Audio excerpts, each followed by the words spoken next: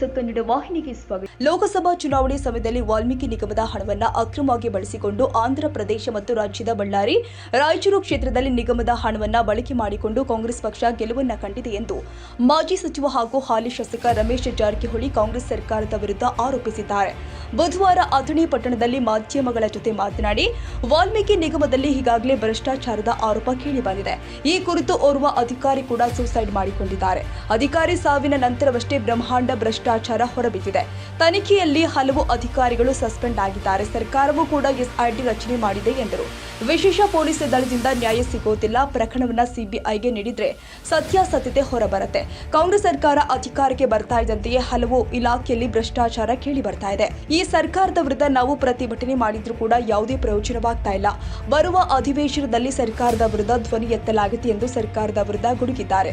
ವಾಲ್ಮೀಕಿ ನಿಗಮದ ಹಣ ಹೈದರಾಬಾದ್ನಿಂದ ಖಾಸಗಿ ಖಾತೆಗಳಿಗೆ ವರ್ಗಾವಣೆಯಾಗಿದೆ. ಅಲ್ಲಿಂದ ಬೇಕಾದವರ ಖಾತೆಗಳಿಗೆ ಜಮಾ ಮಾಡಿಕೊಂಡು ಚುನಾವಣೆಗೆ ಅಕ್ರಮವಾಗಿ ಬಳಸಿಕೊಂಡು ಅಲ್ಲಿ ಕೆಲವು ಸಂಸದರು ಆಯ್ಕೆಯಾಗಿದ್ದಾರೆ. ಜೊತೆಗೆ ಕರ್ನಾಟಕದ ಬಳ್ಳಾರಿ ಹಾಗೂ ರಾಯಚೂರು ಕ್ಷೇತ್ರದಲ್ಲೂ ಕೂಡ ಈ ಹಣ ಬಳಸಿಕೊಂಡು ಕಾಂಗ್ರೆಸ್ ಅಭ್ಯರ್ಥಿಗಳು ಗೆಲುವು ಸಾಧಿಸಿದ್ದಾರೆ ಎಂದರು. ಎಸ್ಸಿ ಎಸ್ಟಿ ಸಮುದಾಯದ ಅಭಿವೃದ್ಧಿ ಹಣವನ್ನು ಕಾಂಗ್ರೆಸ್ ಸರ್ಕಾರ ಇತಿಹಾಸದಲ್ಲಿ ಮೊದಲ ಬಾರಿ ಬಳಸಿಕೊಂಡು ಅವರಿಗೆ ಅನ್ಯಾಯ ಮಾಡಿಸಿದ್ದಾರೆ. ಬಡವರಿಗೆ ಅನುಕೂಲವಾಗುವ ದೃಷ್ಟಿಯಿಂದ ಹಲವಾರು ಯೋಜನೆಗಳಿಗೆ ಈ ಹಣವನ್ನು ಮೀಸಲಿಡಲಾಗಿರುತ್ತೆ. ಆದರೆ ಕಾಂಗ್ರೆಸ್ ಸರ್ಕಾರ ಗ್ಯಾರಂಟಿ ಯೋಜನೆಗಳಿಗಾಗಿ ಆ ಹಣಕ್ಕೆ ಕನ್ನವನ್ನ ಹಾಕಿ ಅವರಿಗೆ ಅನ್ಯಾಯವನ್ನ ಮಾಡುತ್ತಿದ್ದಾರೆ ಎಂದು ಹರಿಹಾಯ್ದಿದ್ದಾರೆ. ಆ ಹಣವು ಸಾಲದಕ್ಕೆ ಸದ್ಯ ಜನಸಾಮಾನ್ಯರ ಜೇಬಿಗೆ ಕತ್ತರಿಯನ್ನ ಹಾಕಿದ್ದಾರೆ. ಗ್ಯಾರಂಟಿ ಯೋಜನೆಗಳಿಂದ ರಾಜ್ಯದ ಯಾವುದೇ ಮೂಲೆಯಲ್ಲೂ ಕೂಡ ಅಭಿವೃದ್ಧಿ ಮರೀಚಿಕೆಯಾಗಿದೆ.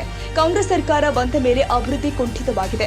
ಕಾಂಗ್ರೆಸ್ ಸರ್ಕಾರದ ವಿರುದ್ಧ ಜನಸಾಮಾನ್ಯರು ಬೇಸತ್ತು ಹೋಗಿದ್ದಾರೆ ಎಂದು ಆಕ್ರೋಶ ವ್ಯಕ್ತಪಡಿಸಿದ್ದಾರೆ. ಅಮ್ಮಾಜೇಶ್ವರಿ, ಬಸವೇಶ್ವರ ಏತ ನೀರಾವರಿ ಯೋಜನೆಗಳನ್ನು ತ್ವರಿತವಾಗಿ ಕಾಂಗ್ರೆಸ್ ಸರ್ಕಾರ ಪ್ರಾರಂಭ ಮಾಡಬೇಕು. ಬಿಜೆಪಿ ಸರ್ಕಾರ ಇದ್ದಾಗ ಕಾಮಗಾರಿ ಚುರುಕು ಪಡೆದುಕೊಂಡಿತ್ತು. ಈ ಸರ್ಕಾರ ಬಂದ ಮೇಲೆ ಕಾಮಗಾರಿ ಎಲ್ಲವೂ ಕೂಡ ನಿಂತು ಹೋಗಿದೆ. ಅಲ್ಲಿನ ಸ್ಥಳೀಯ ಜನ ನಮಗೆ ಭೇಟಿಯಾಗಿ ಕಾಮಗಾರಿಯನ್ನ ಮುಗಿಸುವಂತೆ ಕೇಳುತ್ತಿದ್ದಾರೆ. ಅಥಣಿ ಶಾಸಕ ಲಕ್ಷ್ಮಣ್ ಸವದಿ, ಕಾಗವಾಡ ಶಾಸಕ ರಾಜು ಕಾಗಿ ಅವರು ಪಕ್ಷ ಭೇದವನ್ನ ಮರೆತು ಅಭಿವೃದ್ಧಿ ಕಡೆಗೆ ಹೆಚ್ಚಿನ ಒತ್ತು ಕೊಡಲಿ ಅಂತ ಸಲಹೆ ಕೊಟ್ಟಿದ್ದಾರೆ. ಬರಗಾಲ ಸಮಯದಲ್ಲಿ ರೈತರಿಗೆ ತುಂಬಲಾರದ ನಷ್ಟವಾಗಿದೆ. ಆದರೆ ಸಿದ್ದರಾಮಯ್ಯ ಅವರ ಸರ್ಕಾರ ಬೆರಳೆಣಿಕೆಯಷ್ಟು ರೈತರಿಗೆ ಮಾತ್ರ ಅಲ್ಪ ಪ್ರಮಾಣದ ಬೆಳೆ ಪರಿಹಾರ ಹಣವನ್ನ ನೀಡಿದ್ದಾರೆ. ಅದೆಷ್ಟೋ ರೈತರ ಖಾತೆಗಳ ಹಣ ವರ್ಗಾವಣೆಯಾಗಿಲ್ಲ. ಉಳಿದ ರೈತರು ತಾಲೂಕಿನ ತಹಶೀಲ್ದಾರ್ ಕಚೇರಿಗಳ ಎದುರು ತಮ್ಮ ದಿನನಿತ್ಯದ ಕಾರ್ಯವೈಖರಿಗಳನ್ನ ಬಿಟ್ಟು ಸರತಿ ಸಾಲಿನಲ್ಲಿ ನಿಲ್ಲುವ ಪರಿಸ್ಥಿತಿ ಉದ್ಭವವಾಗಿದೆ. ಆಗಿರುವ ತೊಂದರೆಯನ್ನ ಸರ್ಕಾರ ಸರಿಪಡಿಸಿ ಅಂತ ಒತ್ತಾಯಿಸಿದ್ರು. ಬಹಳಷ್ಟು ಗೋಲ್ಮಾಲದವೆ. ನಮ್ಮ ಪಕ್ಷ ಎಲ್ಲ ನಾಯಕರು ಕೂತ್ಕೊಂಡು ವಾಲ್ಮೀಕಿ ನಿಗಮ ಇರ್ಬೋದು, ಎಸ್ಸಿ ಎಸ್ಟಿ ಇರ್ಬೋದು, ಎಲ್ಲರನ್ನು ಡೈವರ್ಟ್ ಮಾಡಿ ಒಂದು ಸುಮ್ಮನೆ ಗ್ಯಾರಂಟಿಗೋಸ್ಕರ ಅನುದಾನ ಶಿಫ್ಟ್ ಮಾಡಿದ್ರೆ ಎಲ್ಲ ಅಭಿವೃದ್ಧಿ ಕುಂಠಿತ ಆಗಿದೆ. ಎಲ್ಲ ಇಡೀ ಜಿಲ್ಲೆ ಇರ್ಬೋದು, ರಾಜ್ಯದ ಮೂಲೆ ರಸ್ತೆ ಇರ್ಬೋದು, ನೀರಾವರಿ ಸ್ಕೀಮ್ ಇರ್ಬೋದು, ಯಾವುದೇ ಸ್ಕೀಮ್ಗೆ ದುಡ್ಡು ಬರ್ತಾ ಇಲ್ಲ. ಬಹಳಷ್ಟು ರಾಜ್ಯ ಸ್ಥಿತಿ ಅಧೋಗತಿ ಹೋಗಿದೆ. ಸರ್, ಸಿಎಂ ಸಿದ್ದರಾಮಯ್ಯ ಅವರಿಗೆ ನೋಡ್ರಿ,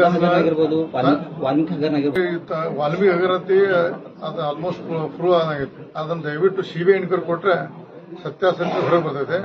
SIT ಇಂದ ಸತ್ಯ ಮುಂದೆ ಬರೋದಿಲ್ಲ. ಅದಕ್ಕೆ ಸಿಬಿಐ ಕೊಟ್ರೆ, ಯಾಕೆ ನೂರಾರು ಕೋಟಿ ಬಡವರಿಗೆ ಒಂದು ಎಷ್ಟಿ ಜನಾಂಗ ಸಮರ ಮಾಡ್ತಾ ಇದೆ ಅಂತ ನೋಡ್ರಿ. ನಮ್ಮ ಪಕ್ಷದ ಅವ್ರ ಪಕ್ಷವೇ ಅವ್ರ ಆಂತರಿಕ ಸಮಸ್ಯೆ, ನಮ್ಮ ಸಮಸ್ಯೆ ಅಲ್ಲ.